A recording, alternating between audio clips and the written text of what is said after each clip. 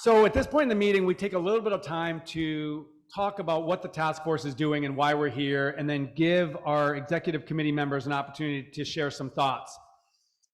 Raise your hand if this is your first task force meeting. Okay, I would say at least maybe half of us, it's our first task force meeting. Well, if you follow government, you know task forces can mean a lot of things. Some are a little bit more focused on the announcement and less about the work. To be quite honest, this one is the opposite. This is a working task force. And the task force, its origin was actually during the drought between 2012 and 2016 when we had this epic of tree mortality across the state, and the rural counties were saying, help. We have trees dying and falling over, and we need better coordination between state and federal agencies. And that's since morphed. Under Governor Newsom, it has taken the form that it's now in, which is very much of a focused, integrated task force. We established and are now implementing an action plan to manage wildfire across California. We talk about it as building resilience to wildfire. We know that wildfire and fires are part of our natural ecological cycle. We also know that as a state and federal agencies, there's a lot we've gotten wrong over the last century in terms of a lack of management of our forests.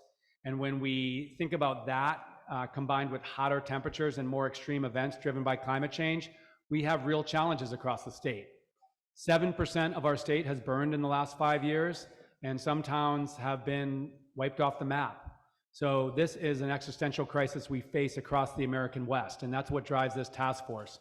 This task force is all about ensuring that the work that our federal agencies are doing, our state agencies, our tribal governments, our local governments, our RCDs, everybody is actually coordinated. And the reason why we're here in Redding and at Shasta College is because we recognize that the answers are not in Sacramento, they're not in Washington, D.C. The people on the ground across California know best how to manage their lands. And so we decided that this task force needed to spend every other meeting actually out across California. So this is our fourth regional meeting, the first in Grass Valley focused on the Central Sierra, the second in Calabasas in Southern California, the third in Santa Cruz focused on the coast, and the fourth here. And this day is all about digging into the challenges of this region, but then also all that's happening and the opportunities. And there are tremendous opportunities. Governor Newsom, our legislature, have allocated $3 billion in the last few years, not just for CAL FIRE's response. Actually, the $3 billion doesn't count all the augmentation to CAL FIRE. It's all about proactive upfront projects that can be done to protect communities and restore landscape health. And we want to spend that money in a smart way with our federal partners who have an unprecedented amount of funding coming through the U.S. Forest Service thanks to our federal leaders.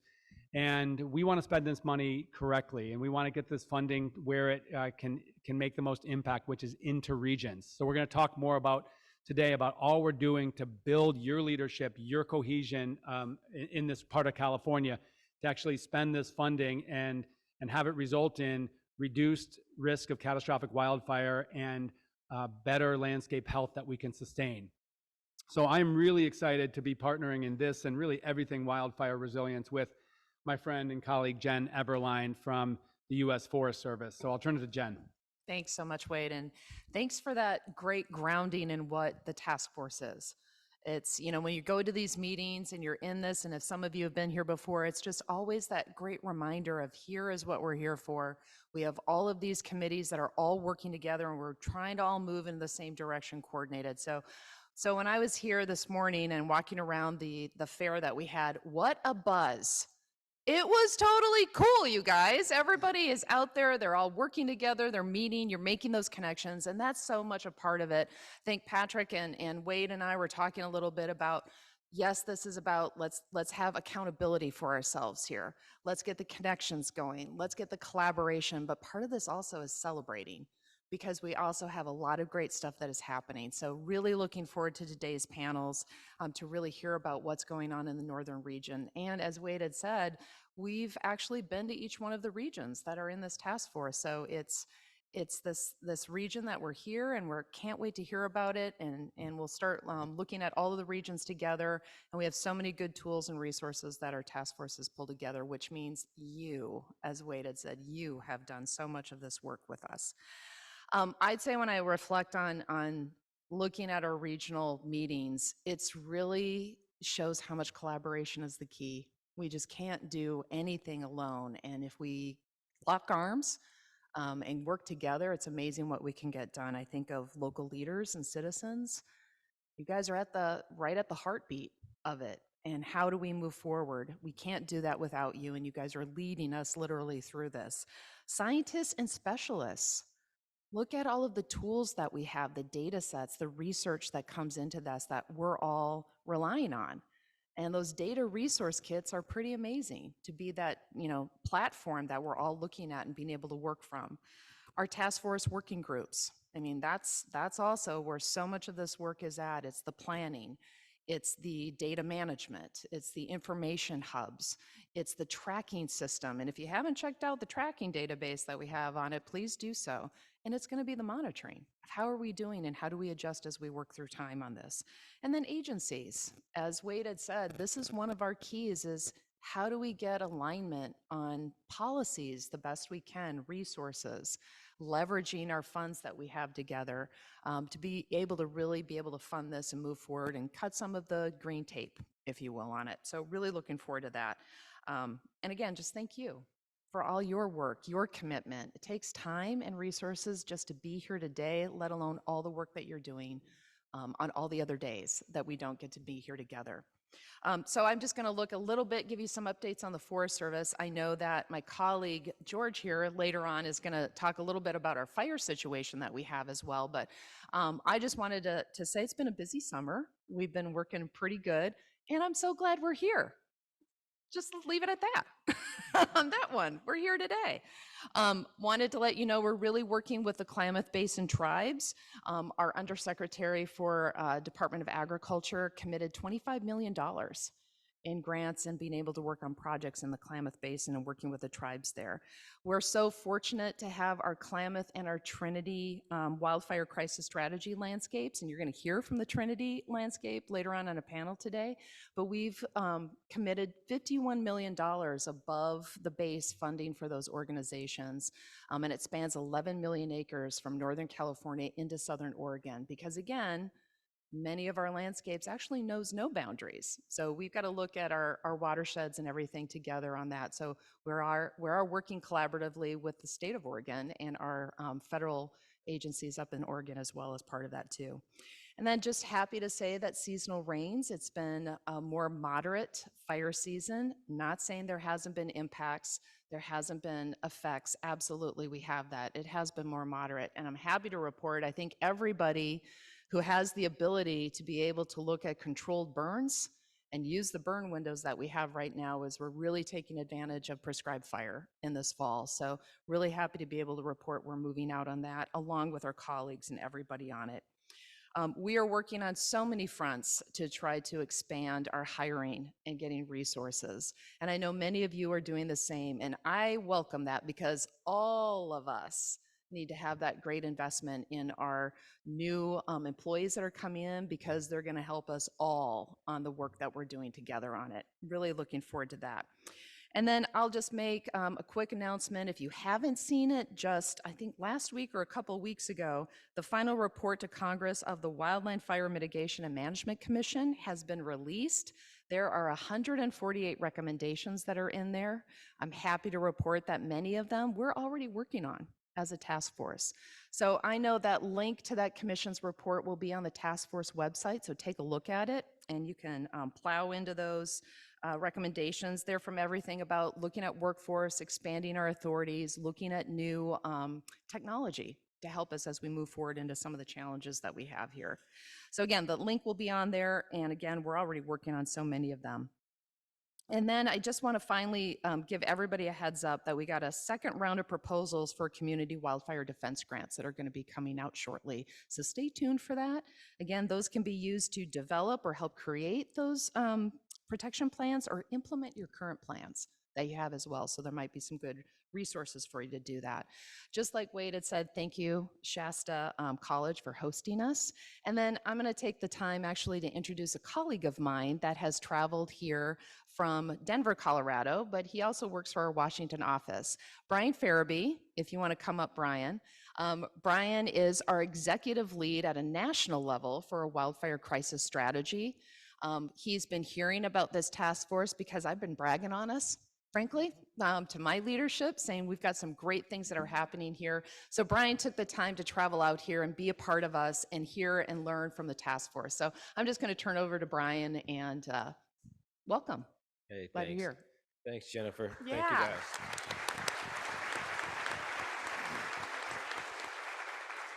You know, first I would just say you all have an excellent cheerleader in Jennifer. And it's not just about the Forest Service. So several months ago, she said, "Hey, Brian, you got to come out and see the great work we're doing." And I'm like, "Sign me up.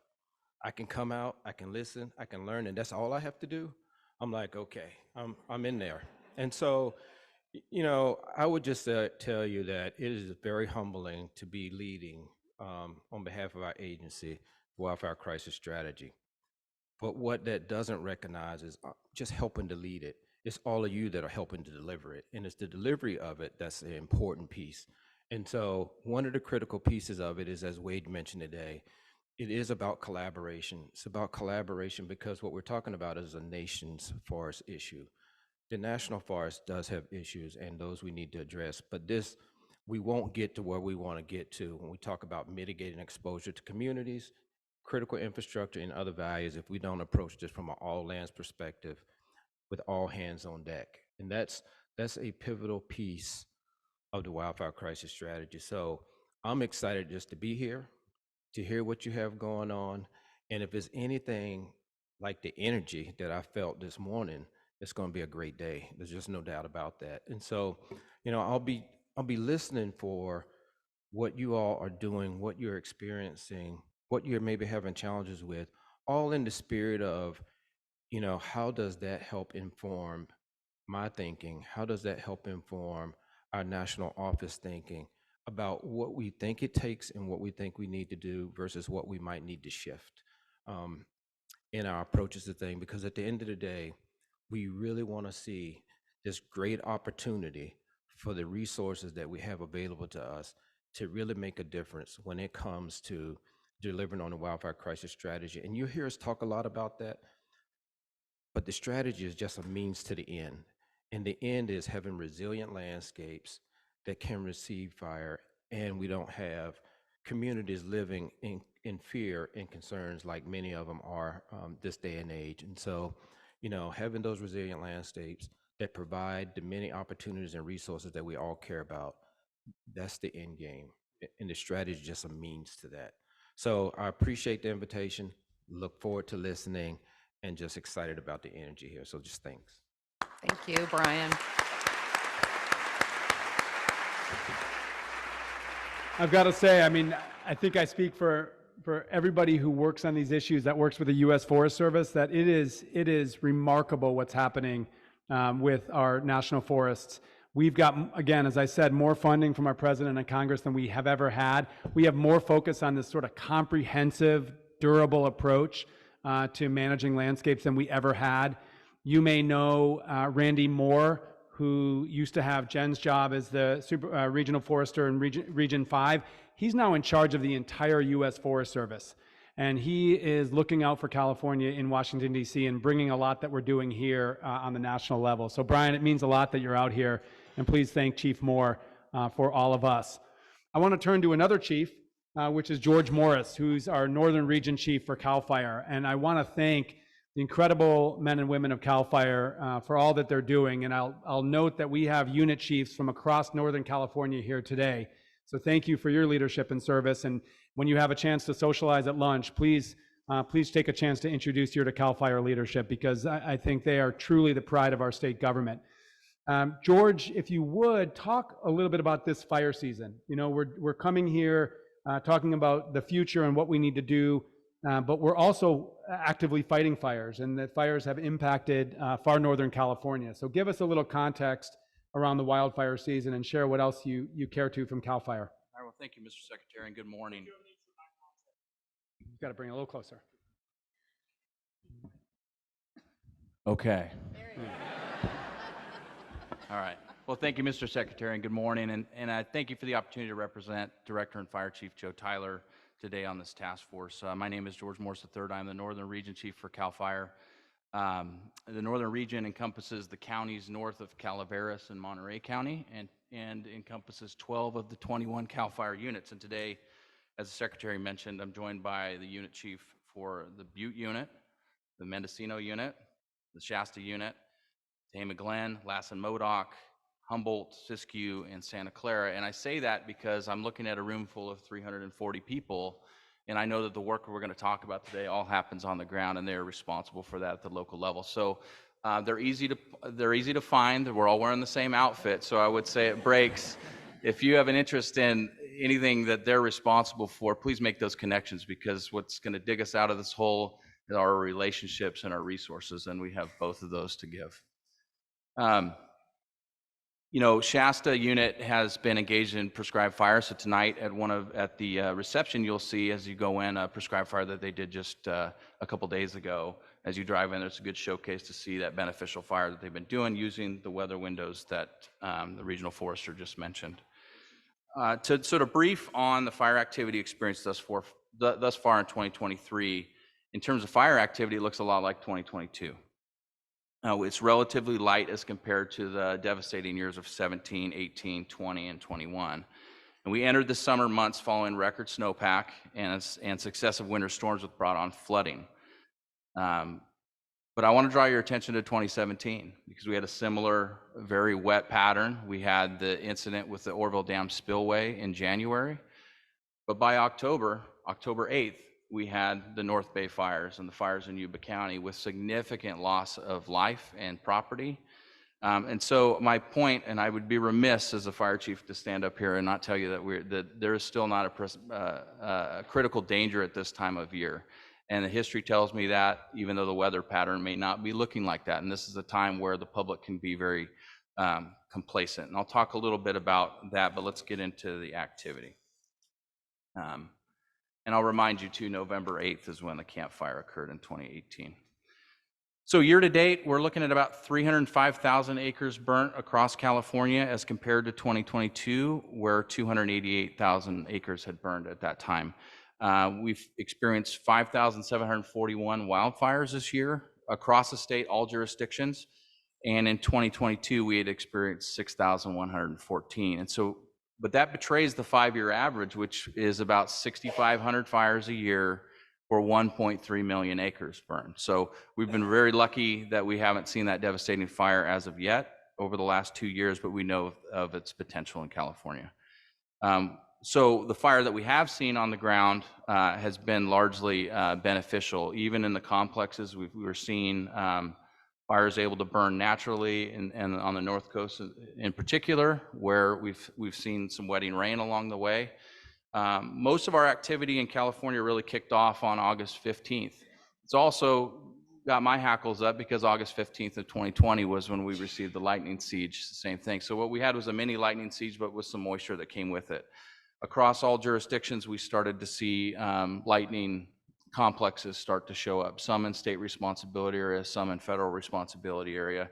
And in Siskiyou and Humboldt counties in particular, a lot of work, and Del Norte County rather, a lot of work was going on to suppress those fires. On the state side, we were hustling to get the fires put out in the state responsibility and then providing resources to our federal partners as they were challenged to provide resources in their areas. So the largest single fire in California was actually in Southern California on the Mojave National Preserve. It was 90,000 or 93,000 acres. It's 100% contained now, and that was essentially a natural fire, and it was able to burn to good effect down there. The largest single fire on the state responsibility was 8,200 acres. I'm rounding, and that was in Riverside County. It was called the Rabbit Fire, and it is contained. As far as the major complex fires, and when I say a complex, Secretary asked me to avoid jargon. So when I say complex, I just mean multiple fires over a geographic area that are managed together. The Smith River Complex was a federal complex in Del Norte County. It has burned about 95,000 acres. As of today, it's 90% contained, and that was 13 fires with a start date of August 15th. The Siskiyou complex, which was a state fire, was amounted to about 884 acres. It's 100% contained. It was 10 fires and also started on that same day. The Happy Camp complex, federal, in Siskiyou County, burned approximately 21,000 acres. It's 87% contained, and that was 6 fires. Its start date was on the 16th. The Six Rivers Lightning Complex was federal in Humboldt County, about 50,000 acres. It's 56% contained as of today. That was 15 fires, and again, it started in that same range on August 17th. The South Fork Complex, also federal in Humboldt County, has burned about 4,000 acres. It's 90% contained with 4 fires, and its start date was on the 18th. The pattern lined up just like 2020, but the devastation was much different, and our resource mix was a lot different this year, where we were able to kind of pounce on them a little bit faster. So all in all, about 80 fires, over 100 acres or more on both federal and state lands so far for 2023.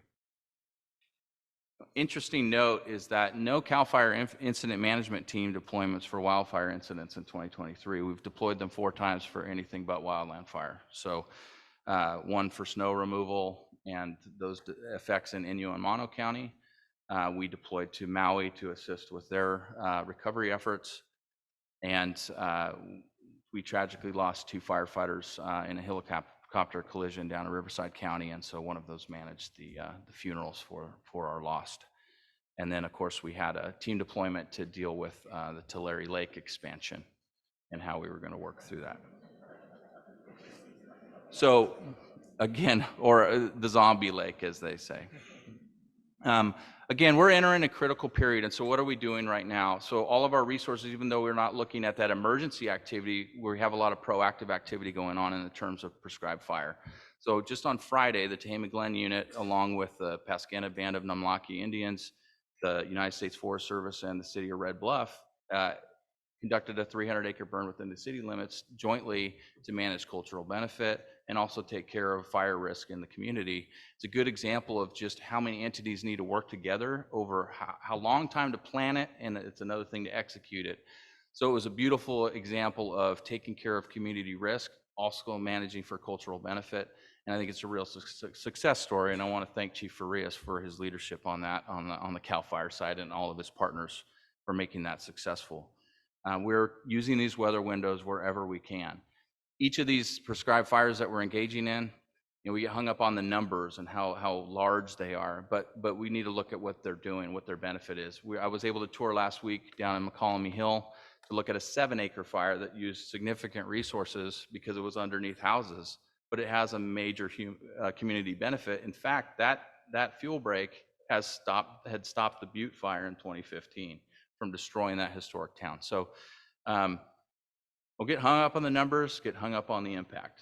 And I think that we're doing that. I'm very proud of the work going on in the northern region and across the state to that. So we continue to work. We're continue to be fully staffed leading into November. We're working on seeing what our resources look like beyond that, but we're going to take those windows of opportunity and continue to get good fire on the ground. So, Mr. Secretary, thank you for the opportunity to present today. Thank you so much, George. And let's just give a round of applause to all the firefighters.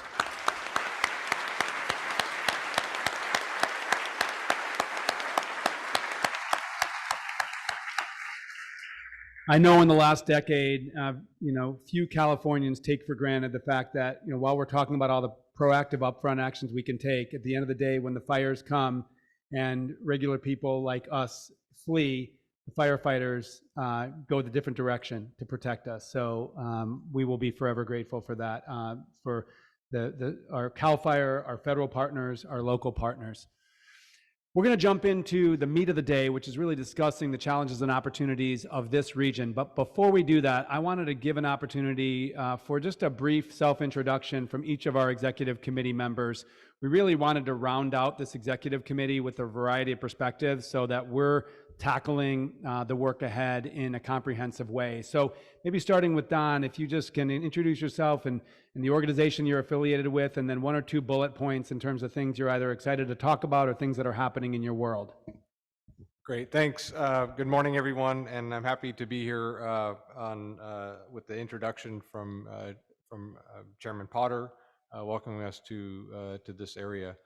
I am representing the Indigenous Stewardship Network, and I will just say that within the region, we've got a lot of work that we've been putting on the ground supporting tribal entities, ranging from building some knowledge around fire-based ethnographies to applied work on the ground, and that's with the support of the state with the Department of Conservation's Regional Fire Forest Capacity Grant Program.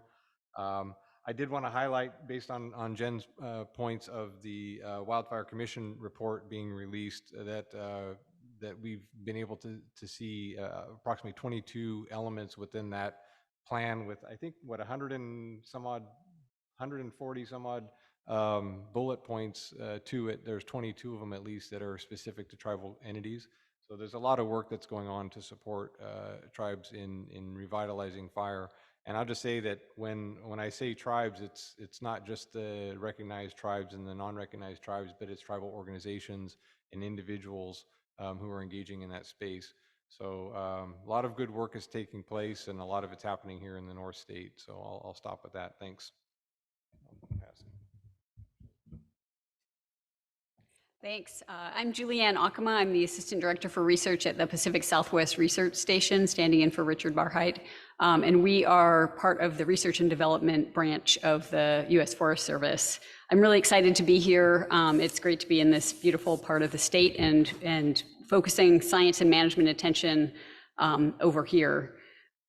We are very excited that we have completed the resource kit for this region. We've successfully completed 4 regional resource kits, and I think this is really something to celebrate. And this was a great collaborative work of the state, federal, academic institutions, industry, and tribal partners. And so we now have data and resource kits for the whole state. Which is terrific. PSW is really excited about being part of this. We have been supporting the resource kits and also working with the development of tools, using models, including FORSIS and Promote, that have been developed by PSW, Rocky Mountain Research Station, and others. And we're also co-developing new research initiatives to provide the science necessary to confront the challenges that California forests are facing. PSW and the Forest Service Research and Development share a really strong commitment with the state of California to address the wildfire and climate crisis. We're developing the best possible scientific foundation and delivering science that is relevant, useful, and readily applied to the problems today and the future challenges that we're going to be facing. At an agency level, the Forest Service R&D stood up a landscape research and development team to bring the full capabilities and expertise of all of the research stations across the country to bear on this wildfire crisis strategy. So we in California will continue to benefit from the work of the entire country, and the work and experiences that we have here in California, we will be able to apply to other places as well. The agency is also investing another $20 million in bipartisan infrastructure law funding into research for the wildfire crisis strategy. And this will help inform forest management in California and elsewhere.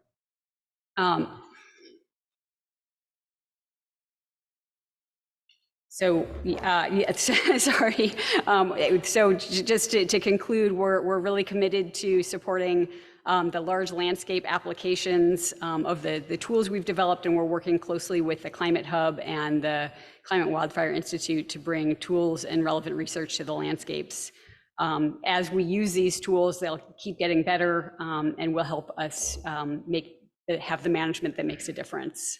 Thanks.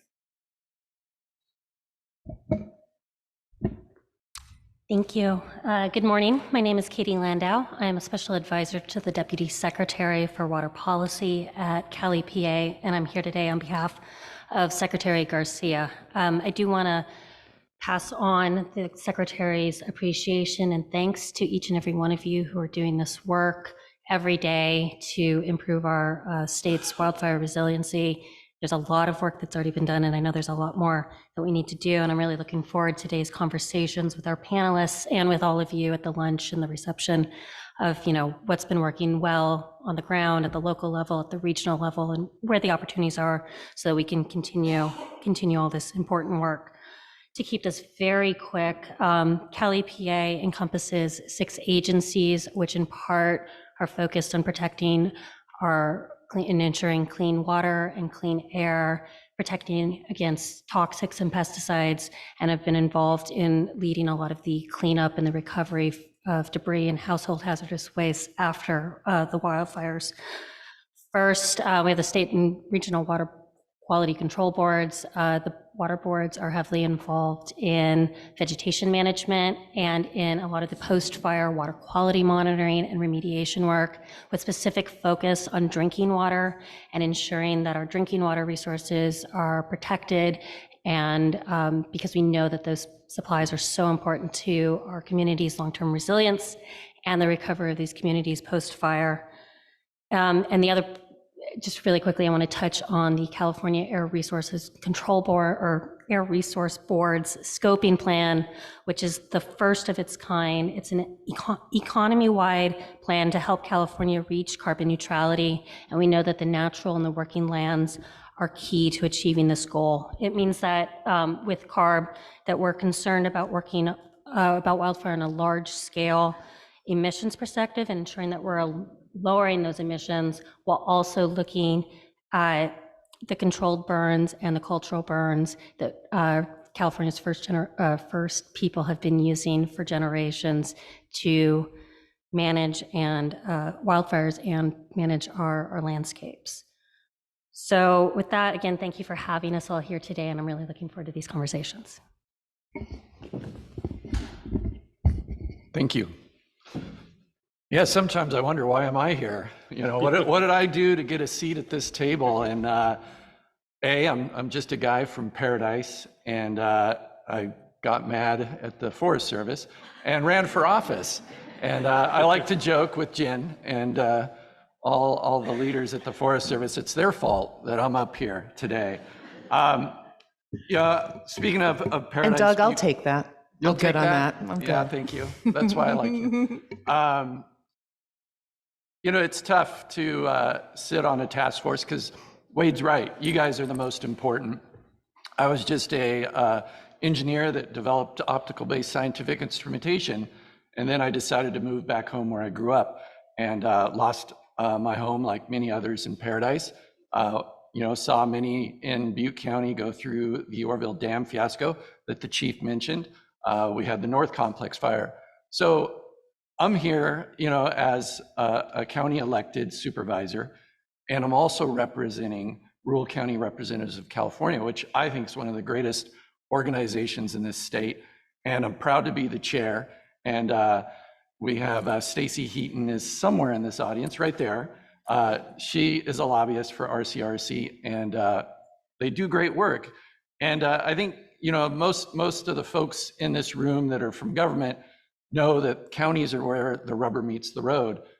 In Butte County, about 4/5 of our budget is mandated, told to us what to do with it by the state and feds. And unfortunately, our contract with CAL FIRE is not one of those mandated things. So we have to scramble for money, and most of it comes from property taxes.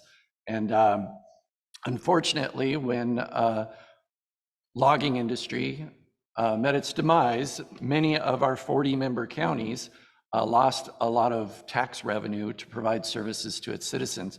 So I guess you could say I'm Downer Doug on the task force, fighting and trying to compel our leadership in this state and our federal level that we need solutions, and RCRC researches and argues for common sense solutions to forestry. Green waste and organics is a new one that we're trying to figure out what to do with. We also have regulations. I'd love for some SECRA reform. RCRC is trying to build 2 pellet mills to solve kind of the non-commercial wood waste. And And then, countries that are trying to get off coal are willing to buy these pellets. But there's those of us in this world that do not want anything burned. But I guess coming from Paradise and Butte County, we've seen our fair share of unregulated wildfire, and what's the cost to society on that emissions. So I'll just close that, some regulation of CEQA and then labor, the costs just seem to go up. And so all the money that we're pouring, all the good money that we're pouring into this is getting able to treat less and less ground. So other than that, I'm super excited to be here. And especially, it's really hard to pick where to go tomorrow. My fellow Butte Countyan, Dawn, is having a wonderful tour, but I chose to stay here at Shasta College and see their workforce development. So Dawn and I have to split ways, conquer this task force, and help you understand our issues and work for you. Doug, that's why we have such a great variety of opinions and diversity, and you bring that voice, so thank you. 40 counties, there's a lot of opinions and a lot of diversity. Well, I have to follow that. Good morning, everyone. I am Sam Asaf. I'm the Director of the Governor's Office of Planning and Research, or OPR. OPR is the statewide comprehensive land use planning agency that takes a future-focused approach to prepare California for incoming challenges, specifically around land use and specifically around climate change.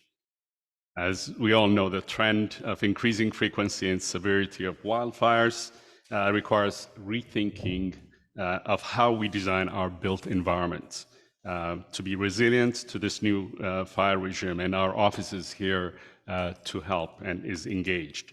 I'm excited to share that today we will be releasing our evacuation technical assistance document. This is a document that will help local governments comply with recent legislation regarding evacuation planning.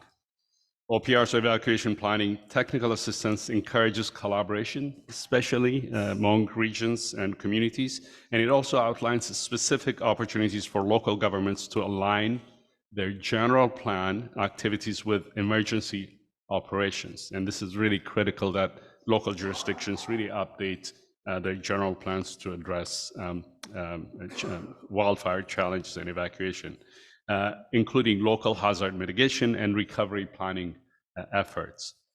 I'm also pleased to announce that our Regional Resilience Grant Program, this is a program that funds regional partnerships that advance resiliency, including resiliency from climate risks, such as wildfire.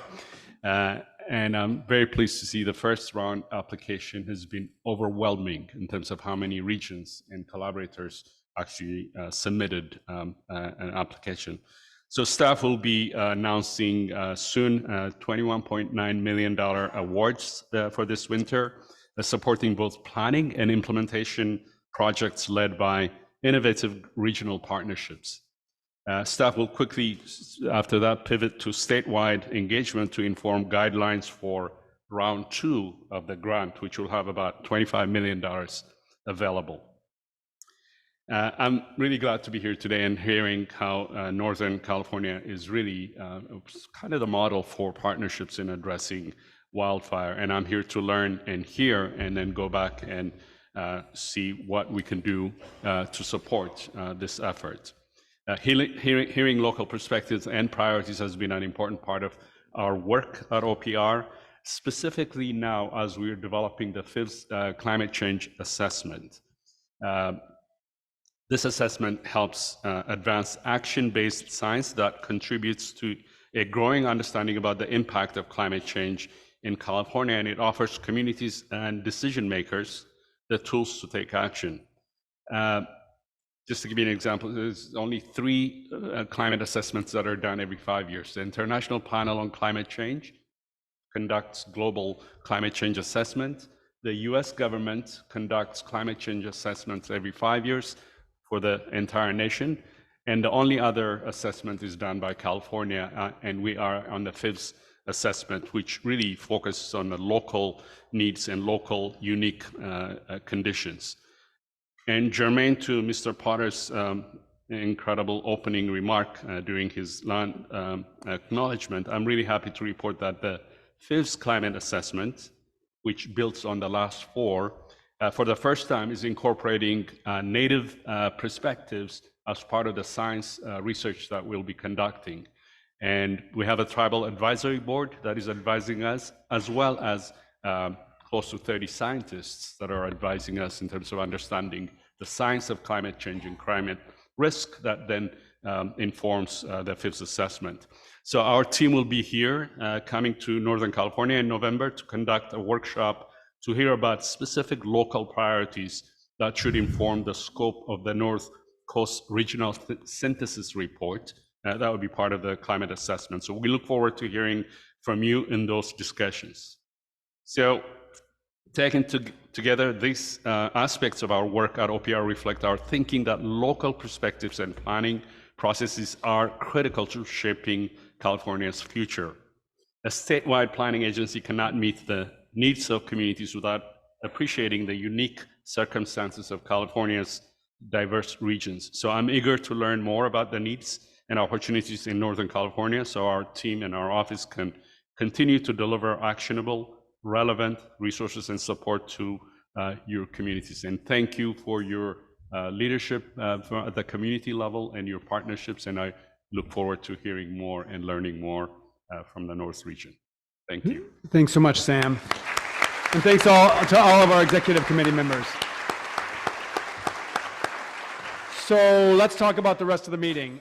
Really, the crux of the meeting today is really is focused around three panels, which we'll get to in just a bit. One specifically on what is the challenge, what are the landscapes, the character of this region. You saw a lot of people raise their hands today from the federal government, the state government. Part of this is educating those of us who are not from this region around what's happening here. Then the second panel after lunch is focused on how do we scale up the work on the ground? How do we get the resources to the people and the groups who need them and get this work accelerating and then continuing in years and decades ahead? And then the last panel is focused on workforce. How do we build a workforce that's going to do the work? As Doug mentioned, tomorrow we have a set of tours, and I've heard from a lot of people that the best part of these regional meetings are the tours. So I know a lot of people are signed up. If you're not signed up and you want to be, find somebody who's organizing the meeting and they can get you on a tour. And then, of course, we have that great reception tonight.